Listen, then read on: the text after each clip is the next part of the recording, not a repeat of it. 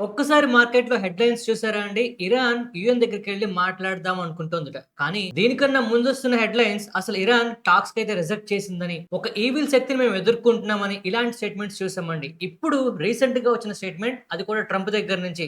ఇంతవరకు చాలా లేట్ అయిపోయింది. ఇక ఇరాన్‌తో వార్ కంటిన్యూ అవుతుందని హెడ్‌లైన్స్‌లో మనకి కనిపిస్తుంది. ఇప్పుడు చూడండి గ్లోబల్ మార్కెట్‌లు ఆల్రెడీ నెగెటివ్‌లో ఉన్నాయండి. మన గిఫ్ట్ నిఫ్టీ 2% అబోవ్ నెగెటివ్‌గా ఉంది. ఇక్కడ అన్నిటికన్నా పెద్ద షాక్ ఏంటి అంటే క్రూడ్ మనకి $85 దాటిపోతుందండి. ఇక అందరూ ఆశ్చర్యంగా చూస్తున్నది ఏంటి అంటే బంగారం, వెండి మనకి నెగెటివ్‌గా ఉన్నాయి. అసలు ఈ బంగారం, వెండి ఎందుకు పడిపోతున్నాయి? ఇవాళ మన మార్కెట్‌లో హోలీ కారణంగా కాస్త సెలవు ఉండడంతో కొంతవరకు మనం ఊపిరి పీల్చుకున్న పరిస్థితి ఉంది గానీ, రేపు మనకి మార్కెట్‌లు ఎలా ఉండబోతున్నాయి? అసలు మార్కెట్‌లో ఏం జరగబోతుంది? ఒక కంప్లీట్ పిక్చర్ అయితే మనం ఇప్పుడు తెలుసుకుందాం. ఫస్ట్ మార్కెట్‌లో వస్తున్న పెద్ద స్పెక్యులేషన్ ఏంటి అంటే ఇరాన్‌లో ఎర్త్‌క్వేక్ అయితే వచ్చిందండి. ఈ ఎర్త్‌క్వేక్ వస్తున్న టైంని బట్టి చాలా మంది ఏంటంటే అణుబాంబులు పరీక్షించారు. దీనివల్ల ఎర్త్‌క్వేక్ వచ్చిందంటున్నారు. కానీ అసలు నిజం ఏంటి అంటే అణుబాంబులు ప్రయోగిస్తే వచ్చే ఎర్త్‌క్వేక్‌కి, నేచురల్‌గా వచ్చే ఎర్త్‌క్వేక్స్‌కి డిఫరెన్స్ ఉంటుంది. సో ఇప్పుడు టెక్టోనిక్ ప్లేట్స్‌లో అడ్జస్ట్‌మెంట్స్ వచ్చింది అని చెప్పి మనకి క్లియర్‌గా న్యూస్ అయితే ఉందండి. కానీ ఇప్పుడున్న పరిస్థితుల్లో ఇరాన్ అణుబాంబులు చేస్తోంది అని చెప్పి మనకి మార్కెట్‌లో స్పెక్యులేషన్ పెరిగిపోతుంది. అండ్ దీనికి గల ప్రధాన కారణం ఏంటి అంటే 60% వరకు ప్యూరిఫికేషన్ చేయడానికి ఇరాన్ ఆల్రెడీ చర్యలు చేపట్టిందండి.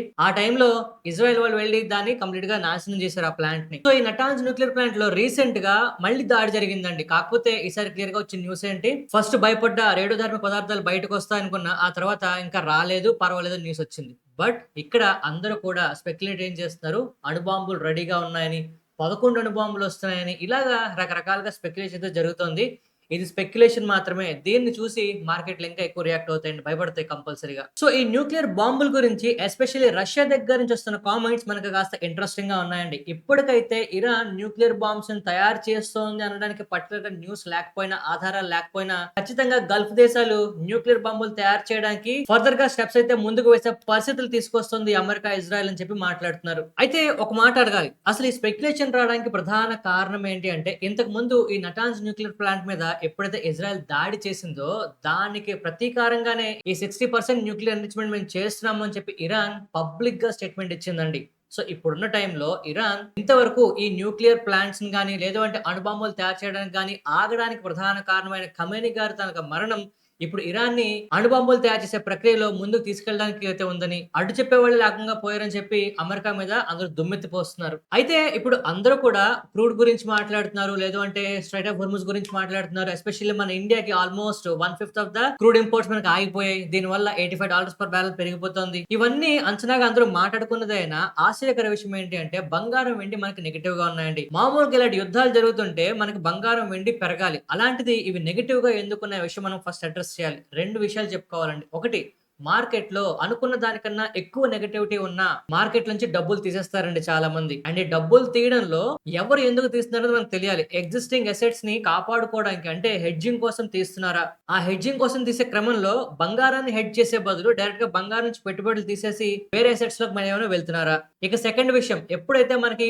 గ్లోబల్‌గా మార్కెట్‌లు ఇంత నెగెటివ్‌గా ఉంటాయో మార్జిన్స్ కాల్స్ అనేవి మనకి ట్రిగ్గర్ అవుతుంటాయండి. ఈ ట్రిగ్గర్ అయ్యే క్రమంలో చాలా మంది అకౌంట్‌లు ఆటోమేటిక్‌గా పోతుంటాయి. సో, ఈ టైంలో వాళ్ళ అకౌంట్స్‌ని కాపాడుకోవడానికో, లేదు అంటే బంగారం, వెండిలో కాస్త ప్రాఫిట్‌లు బుక్ చేయడమో ఇలాంటి కారణాల కారణంగా మనకి బంగారం, వెండి కింద పడుతున్నాయి. సో, ఈ బంగారం, వెండి కింద పడేది ఇంకా కంటిన్యూ అవుతుందా అంటే ఇక్కడ అమెరికా చేసిన కామెంట్స్‌ని మనం ఫస్ట్ పట్టుకోవాలండి. ఏంటి అంటే ట్రంప్ గారు ఇచ్చిన స్టేట్మెంట్ చూసారా అండి? ఇది మాట్లాడే టైం కాదు. ఇప్పటికే లేట్ అయిపోయింది. వార్ కంటిన్యూ అవుతుంది అని స్టేట్మెంట్ ఇచ్చారు. ఇరాన్ చాలా క్లియర్‌గా ఏం చేస్తుందో తెలుసా? ఫస్ట్ టాక్స్ మేము చెయ్యము అని చెప్పింది. రిజెక్ట్ చేసిందండి. ఇప్పుడు ఏం చేస్తుంది? డైరెక్ట్‌గా యూఎన్ దగ్గరికెళ్లి వార్ నాపాలని చెప్పి రిక్వెస్ట్ చేస్తుందట. అండ్ మోస్ట్ ఇంపార్టెంట్‌లీ ఇరాన్ వాళ్ళ మీద దాడి జరిగిన తర్వాత ఆల్‌మోస్ట్ చుట్టుపక్కల ఉన్న 11, 14 దేశాల మీద దాడి చేసేసి ఎంతో కొంత నష్టాన్ని క్రియేట్ చేసి, ఇప్పుడు ఆపుతాము, ఆపాలి అని చెప్తుంది. సో, ఇది ఖచ్చితంగా మరి కాస్త అనిశ్చితిని పెంచడానికే దారితీస్తుంది. అండ్ అమెరికా తాలూకా ప్రతినిధి రూబియో గారు ఏం చెప్తున్నారో విన్నారా? ఇంతవరకు ఏవైతే అటాక్స్ జరిగాయో ఇవేవి పెద్దవి కాదని, అసలైన పెద్ద అటాక్స్ ఇంకా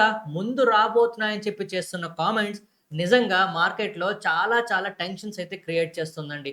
దీనికి తోడు ట్రంప్ గారు ఎప్పుడు స్వయంగా ఇక టాక్స్‌కి టైం లేదు, లేతే లేట్ అయిపోయింది అనడం నిజంగా మార్కెట్‌లో కంప్లీట్ అనిశ్చితి అయితే మనకు ఉండబోతుంది. దీని కారణంగా రేపు మన మార్కెట్‌లు మోర్ థాన్ 2% నెగెటివ్‌గా ఓపెన్ అవ్వడానికి ఛాన్స్ ఉంది.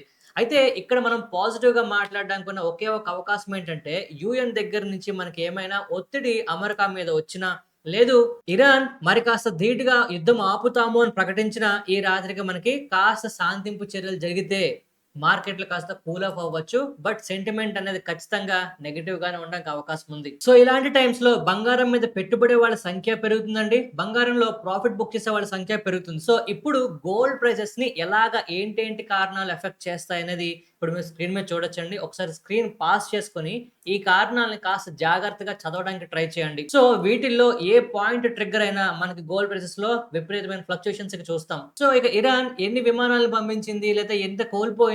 ఎంత డ్యామేజ్ జరుగుతోంది? ఇవన్నీ అందరికి తెలుసండి. న్యూస్ ఆల్రెడీ మీరందరూ ఫాలో అప్ చేస్తున్నారు. కానీ ఇక్కడ మనం గమనించాల్సిందేంటంటే ఇరాన్ చేస్తున్న ప్రయత్నాలు కాస్త ఇబ్బందికరంగా ఉన్నాయి. ఆల్రెడీ ఎంతో కొంత డ్యామేజ్ జరిగిన ఇరాన్ అక్కడితో ఆగకుండా చుట్టుపక్కల ఉన్న మిగిలిన దేశాలన్నిటిని కూడా ఇబ్బంది పెడుతుంది. కారణం ఏంటంటే వాళ్ళు పోతే వాళ్ళతో పాటు ప్రపంచం మొత్తం ఇబ్బంది పడేలాగా ప్రవర్తిస్తుందండి. అందువల్లే స్ట్రెయిట్ ఆఫ్ హోర్ముజ్‌ని ఆపేసింది. అండ్ వాళ్ళతో పాటు రిమైనింగ్ అరబ్ దేశాల మీద కూడా దాడి చేస్తుంది. సో, ఇక్కడ అన్నిటికన్నా ఇబ్బంది పెట్టే విషయాలు ఏంటి అంటే ఈ వార్ ఇలాగే కంటిన్యూ అయితే మరొక వారం రోజుల్లో ఇజ్రాయెల్ కంపల్సరీగా ఇండియాకి సాయం కోరుతుందండి. సప్లైస్ అడుగుతుంది. సో, సప్లైస్ ఇవ్వడంలో సమస్య కాదు. నెక్స్ట్ ఏం జరగబోతుంది అంటే అమెరికా ఎంతవరకు వేసిన ప్రతి ఎత్తుగడ ఫెయిల్ అయినట్టే అర్థమవుతుంది. కారణం ఏంటంటే వీకెండ్ లో మాత్రమే జస్ట్ దాడి చేసి ఇరాన్ టాప్ లీడర్ ఖమేనీ గారిని కనుక తీసేస్తే కంప్లీట్ గా యుద్ధం ఆగుతుందేమో అనుకున్నారు. అలా జరగట్లేదండి. వీకెండ్ మాత్రమే జరుగుతోంది అని న్యూస్ అయితే వచ్చింది. అది కూడా జరగట్లేదు. ఇప్పుడు వీకెండ్ కాదండి, కంప్లీట్ గా ఎప్పుడైనా సరే ఎస్కలేట్ అయ్యే పరిస్థితులు మనకు కనిపిస్తున్నాయి. అండ్ ఈవెన్ ఇవాళ ఈ వీడియో చేస్తున్న టైంలో కూడా హెడ్ లైన్స్ కంటిన్యూస్ గా మారుతున్నాయండి. సాయంత్రం ఎప్పుడులాగే 5 గంటలకల్లా వీడియో పోస్ట్ చేద్దామని చేస్తున్న వీడియో రికార్డ్ చేస్తున్నంత సేపు కొత్త హెడ్ లైన్స్ వస్తూనే ఉంటున్నాయి. అయితే ఈ హెడ్ లైన్స్ రేపు మన మార్కెట్‌ని ఎఫెక్ట్ చేసేవి ఏంటని చెప్పి మీకు కవర్ చేశానండి. అంతేగాని యుద్ధంలో ఏం జరుగుతుంది అని మిమ్మల్ని భయపడడానికి కాదు. సో, ఇప్పటివరకు జరుగుతున్న ఈ పరిణామాలు కనుక చూస్తే 2026లో వర్స్ట్ డేని మనమైతే నమోదు చేయబోతున్నామా రేపు మార్కెట్‌లో అనేది మనకు అర్థమవుతుంది. And the most important point ఏంటి అంటే ఇజ్రాయెల్ ఒక్కటే ఇండియాకి చేరువైతే పర్వాలేదండి. ఇప్పుడు మిగిలిన గల్ఫ్ దేశాలు కూడా మన ఇండియా తాలూకా డిఫెన్స్ మినిస్ట్రీని గాని, లేదు అంటే మన పీఎంఓ ఆఫీస్‌ని గాని సంప్రదిస్తే అక్కడి నుంచి ఇండియాకి ఇబ్బందులు స్టార్ట్ అవుతాయండి. ఎందుకంటే ఇప్పటికే క్రూడ్ పెరిగింది బాగా. స్ట్రెయిట్ ఆఫ్ హోర్ముజ్ నుంచి ఇండియాకి రావాల్సినవన్నీ ఆగిపోయాయి.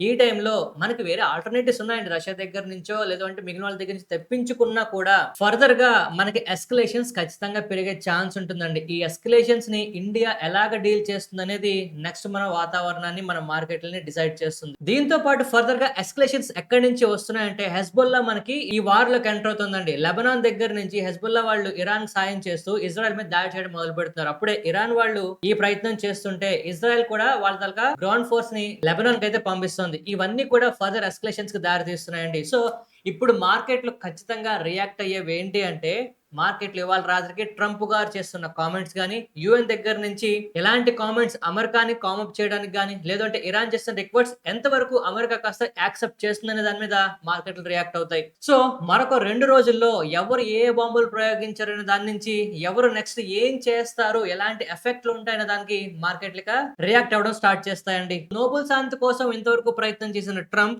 తెలియకుండానో, తెలుసో, కావాలనో మొత్తానికి 11 దేశాల మధ్య చిచ్చయితే పెట్టి యుద్ధాన్ని స్టార్ట్ చేయించాడండి. ఇప్పటికి గల్ఫ్ దేశాలన్నీ చెప్తూనే ఉన్నాయి. మా తాలూకా భూమి నుంచి మీరు యుద్ధం స్టార్ట్ చేయొద్దు అని చెప్పి. అలాగే చేశారు. అంత పని ఇప్పుడు ఇరాన్ చేసి చూపిస్తుందండి. ఇరాన్ యూఎస్ ఎక్కడెక్కడైతే బేస్‌లు ఉన్నాయో అన్నిటిని ధ్వంసం చేయడానికి శతవిధాల ప్రయత్నం చేస్తుంది. అందులో సక్సెస్ అయిందనే చెప్పొచ్చు. మీరు గమనించారా? ఫస్ట్ ఇరాన్ మీద ప్రియంటివ్ అటాక్స్ చేశాము అని చెప్పారు. కంప్లీట్‌గా వాళ్ళ ఎయిర్ బేస్‌లని నాశనం చేశామని చెప్పారు. కానీ ఇప్పుడు చూడండి ఎన్ని రాకెట్స్ వస్తున్నాయో. అంటే దీని అర్థం ఏంటి? ఇరాన్ తాలూకు శక్తిని ఖచ్చితంగా అమెరికా, ఇజ్రాయెల్ కాస్త తక్కువ అంచనా వేశారా? లేదు వాళ్ళు అనుకున్న దాడి కరెక్ట్‌గా చేయలేకపోయారా?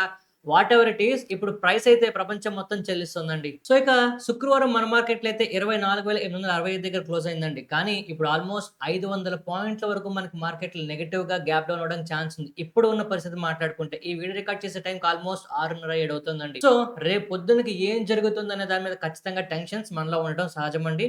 ఈ టెన్షన్స్‌ని మీరు అనవసరంగా పానిక్ సెల్లింగ్‌కి తీసుకెళ్లొద్దు. సో, ఇప్పుడు మార్కెట్‌లో చాలా మంది స్పెక్యులేషన్ స్టార్ట్ చేస్తున్నారండి. నిఫ్టీ 24,000 కిందకి వెళ్ళిపోతుందని, లేదు అంటే రేపే 24,000 డౌన్ అయిపోతుందని, మార్కెట్‌లు ఒక 5% నెగెటివ్‌గా ఓపెన్ అవుతాయని.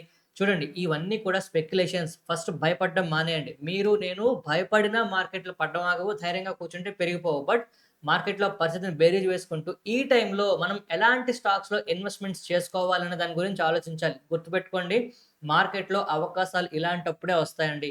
ఇది మనం మిస్ అవ్వకూడని ఆపర్చునిటీ కింద మనం కన్సిడర్ చేయాలి గానీ, అయ్యో! మార్కెట్‌లో పడిపోతున్నానని భయపడొద్దు. ఈ పాయింట్‌కి మీరు అగ్రీ అయితే ఖచ్చితంగా మన వీడియోకి ఒక లైక్ చేయండి. కామెంట్ సెక్షన్‌లో మీ సపోర్ట్ చూపించండి ఈ పాయింట్‌కి. అండ్ ఫైనల్‌గా నేను ఒకే మాట చెప్తున్నానండి. మార్కెట్‌లో భయాలున్నాయి. ఆ భయాల్ని పానిక్ వరకు తీసుకెళ్లొద్దు. ఒకవేళ ఎవరైనా భయపడుతూ ఉంటే సపోర్ట్ చేయడానికి ప్రయత్నం చేద్దాం. సో, ఒకవేళ మీకేమైనా భయంగా ఉన్నా, మీ డౌట్స్ ఏమైనా ఉన్నా కామెంట్ సెక్షన్‌లో చెప్పండి. మేమందరం మన వ్యూవర్స్ గాని, నేను గాని మాక్సిమం ట్రై చేద్దామండి. మీ కామెంట్స్‌ని ఖచ్చితంగా అడ్రెస్ చేయడానికి చూస్తాం.